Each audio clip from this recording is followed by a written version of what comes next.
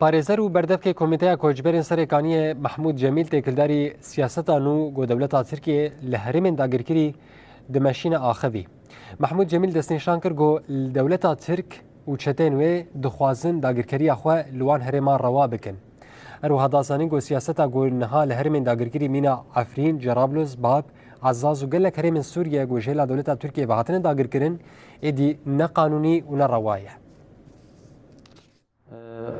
Evan çetana û diriya mîtê Tirkar destpêkê wek bi rengekî tekane yanî bi kesê mer dipeyivîn ka hûnê mesela xaniyê xwe bifroşin yan malê xwe bifroşin.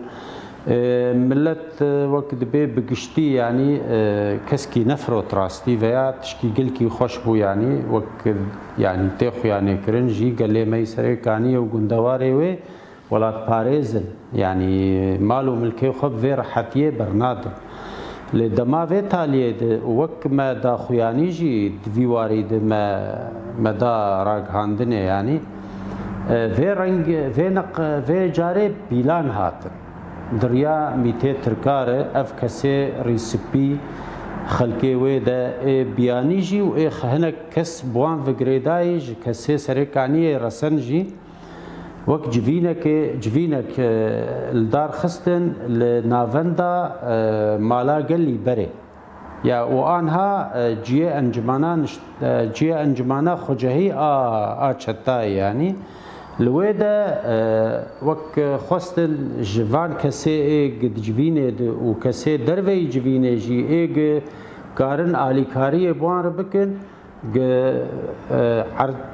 mal û milkê Kurda li serêkaniyê û gundewarê wê bikirin bi taybet ê Kurda.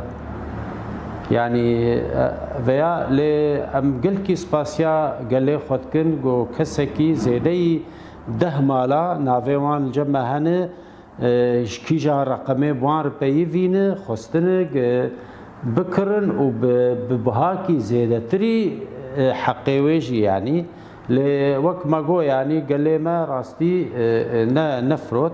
Rastî yanî anha wek me got yanî xelkê me belgê xwe giş bi xwe anîne yanî çi qeraratê qedaî, çi senedatê milkiyê, çi eqûdê kirîn û firotinê.